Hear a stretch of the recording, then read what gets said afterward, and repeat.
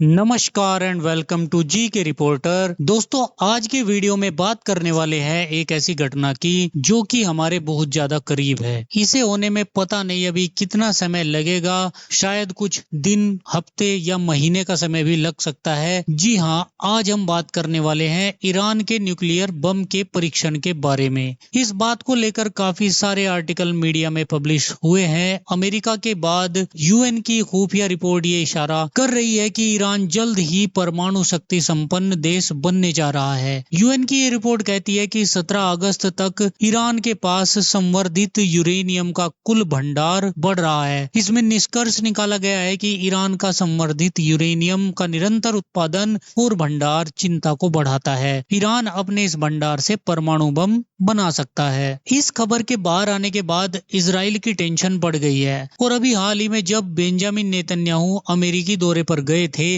वहां पर अमेरिकी संसद को संबोधित करते हुए उन्होंने ईरान के परमाणु हथियारों का जिक्र खास कर किया था और ये भी कहा था कि देखिए, ये मत समझिए कि ईरान के परमाणु हथियार सिर्फ इजराइल को ही निशाना बनाएंगे, ये हर एक अमेरिकी शहर को भी टारगेट करेंगे। और उन्होंने ये भी कहा था कि इजराइल कल को अगर ईरान को परमाणु हथियार बनाने से रोकता है तो ऐसा करके हम न सिर्फ अपनी रक्षा कर रहे हैं बल्कि हम अमेरिका की भी रक्षा कर रहे हैं। और अब नेतन्याहू का जो प्रेडिक्शन है वो सच होता नजर आ रहा है परमाणु बम बनाने के, और कभी भी ईरान यह परमाणु परीक्षण कर सकता है।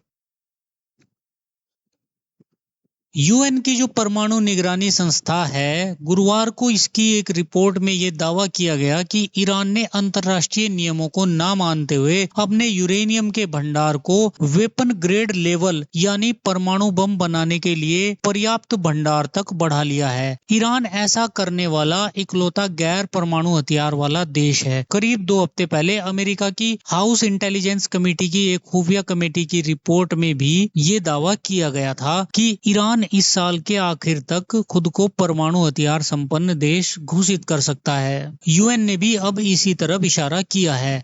इससे इन दावों को ताकत मिल रही है कि ईरान अब परमाणु बम बनाने के बेहद करीब पहुंच गया है और हो सकता है ईरान चुपचाप एक अंडरग्राउंड परमाणु परीक्षण करे और अमेरिका को पता भी न चले, जैसे कि भारत ने पोखरण में किया था। लेकिन अगर कहीं से मोसाद या सीआईए को इस बात का पता लग जाता है कि ईरान कब परमाणु परीक्षण करने वाला है, तो ऐसे में इजराइल ईरान को अटैक कर सकता है और एक बड़ा युद्ध यहाँ पर हो सकता है। और इस सिचुएशन में नुकसान भारत को भी हो सकता है, क्योंकि जब ईरान पर हमला होगा तो ईरान सबसे पहले स्ट्रेट ऑफ हॉर्मुज को ब्लॉक कर देगा और भारत का बहुत सारा तेल जो मिडिल ईस्ट से आता है ये रुक जाएगा और भारत का जो इन्वेस्टमेंट है चाबहार पोर्ट में ये भी खतरे में आ जाएगा। इसके साथ ही एक ग्लोबल स्टॉक मार्केट क्रैश भी होगा। लेकिन अगर यहाँ पर इजराइल ईरान को रोकने में कामयाब नहीं हो पाता है तो उसके बाद की स्थिति पूरी तरह से बदल जाएगी, क्योंकि उसके बाद इजराइल ईरान के खिलाफ कोई भी सीधा एक्शन नहीं ले पाएगा, क्योंकि उसके बाद से